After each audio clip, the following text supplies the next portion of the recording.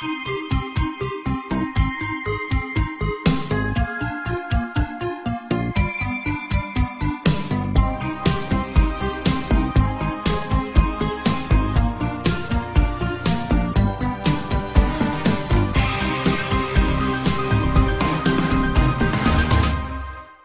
always hear these rats scratching in the roof when I try to sleep. It keeps me awake some nights, but other nights I sleep through it, blissfully unaware that they continue to rake their little claws across the roof all night long. I share a room with my twin sister, and she can never sleep through it. She often wakes me up, standing over my bed and whispering tiredly, "They're doing it again, Kayla. The rats are scratching again." I don't really know why she always woke me up though. I mean, we were only 12 years old, and it's not like I could go out and buy a rat trap or climb into the attic myself and catch them with my bare hands. So we would walk down the dark corridor in a straight line towards my parents' bedroom, and wake up my dad. He always knew what to do. He would put us back to sleep, and tell us that the next day he would buy some new kind of trap to kill the furry bastards with. Don't get me wrong, I hate cruelty to animals. I think it's probably one of the worst crimes imaginable, and I'd do anything to protect one. But when you've been kept up night after night after night with those diseased vermin scurrying their way through your roof, looking for God knows what up there, you would do anything to get rid of them. And when I say being kept up for night after night, I mean months. The rats in the roof had been there ever since my sister and I had turned 12. The first time they made their existence known to us was the night we turned 12. Their little tapping claws scouring the roof, their beady eyes looking for food in the darkness, their diseased bodies pushing over one another to find anything edible. We wanted them gone, and my dad knew what had to be done. This one time he bought these extra strength rat baits, guaranteed to kill a rat with just one nibble of the navy blue rectangle of poison. He climbed through to the attic, and into the roof where he lay the little death squares all around the place.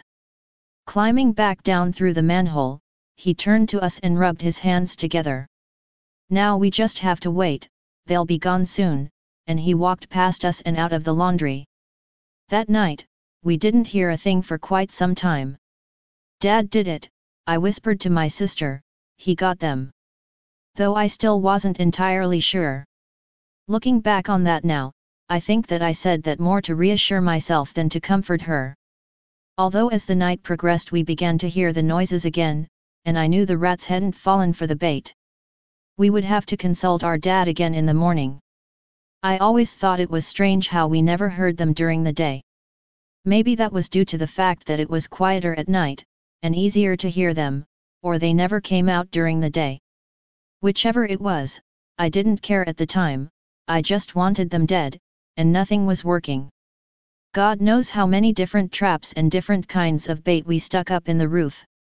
I bet anyone else who poked their heads into the attic would think it was a secret stash of poisons belonging to a serial killer. But we were just desperate to get rid of them, and they seemed desperate not to leave.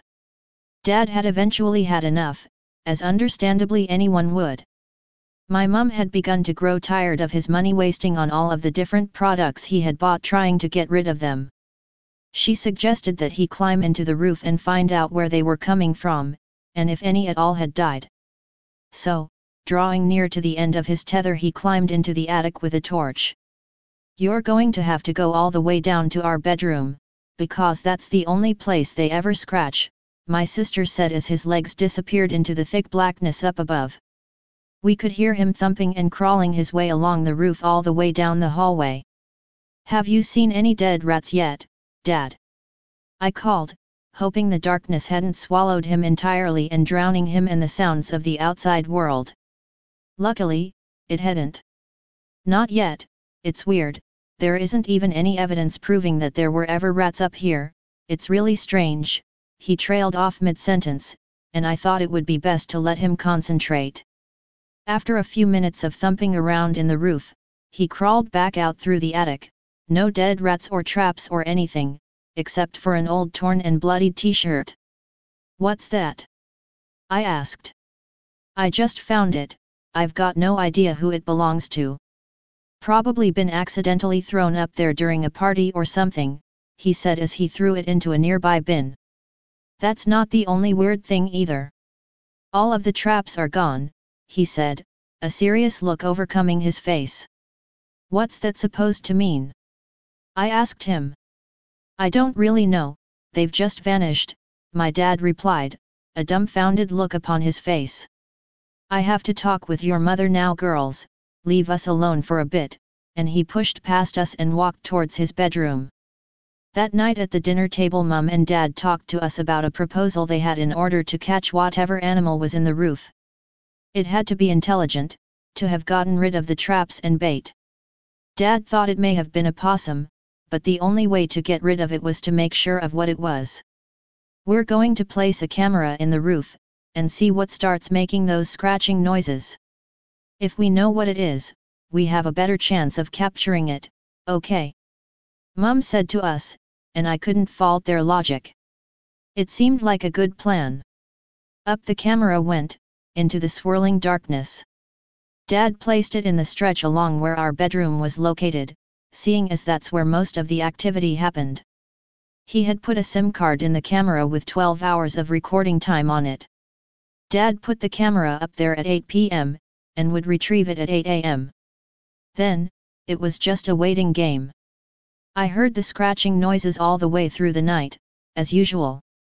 They started at exactly 9:24 p.m., I know because I checked the time so I would know when to fast forward the camera to in the morning. A pungent odor had also made itself known ever since Dad had found that t-shirt. It smelled like raw sewage, and my nostrils were always burning when I woke up. But considering we had no idea what we were up against, Dad couldn't do much about it. I couldn't really get a wink of sleep, because I knew that the next day we were going to discover what the animal was and get rid of it. So I just lay awake all night long, thinking of the blissful days of sleep that lay ahead of me. At a little past 8 in the morning, my dad woke me up and handed me the camera. "Watch this and tell me what animal it is," he said, turning to walk back out of my bedroom. "Where are you going then?" I asked him, stopping him in his tracks. The baits and traps mysteriously reappeared. "I'm going to get a box to collect them and then head up there. Funny thing is, they're right over your bedroom," he said, giving me spirit fingers and exclaiming, "Spooky," then he laughed and exited my room. I shook my head and fast-forwarded the footage on the camera to the exact time I'd heard the scratching. After a few minutes of fast-forwarding, the camera read 9:20 p.m.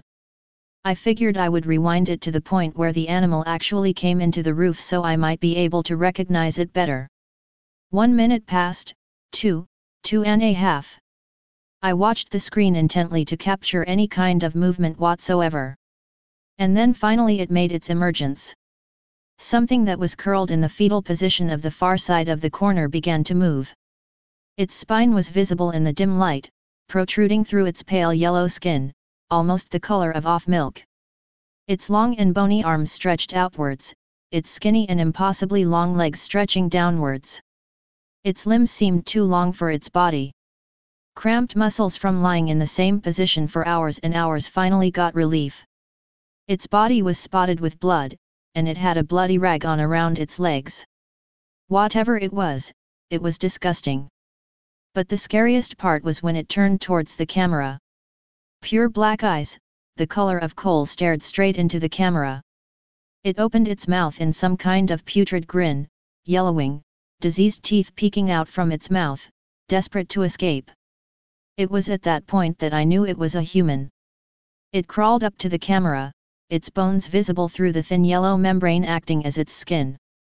Its pure black eyes stared into the camera, then it touched the lens, and I could almost feel its brown, rotting fingernails against my face. Then it turned from the camera, spit starting to drool from its mouth, and it crawled over to the spot just above me and my sister's bed. Then its face turned towards the camera unnaturally, and it began to scratch, staring at the camera the entire time. No, staring through the camera and directly at me. I couldn't watch it any longer. I fast-forwarded the footage as fast as it could go, and it never blinked or looked away from the camera for the entire 10 hours it scratched at the roof. Then it stopped, placed the rat traps that had disappeared the day before in front of the camera, then turned away and returned to the position it had come from. It tucked its impossibly long and skinny limbs into its body and curled into the fetal position. It hadn't left, and now Dad was up there. My heart jolted in my chest and fear overwhelmed every inch of my body. I heard a scream from above. The next morning we found Dad outside under the old scarecrow. Stay paranoid, my friends.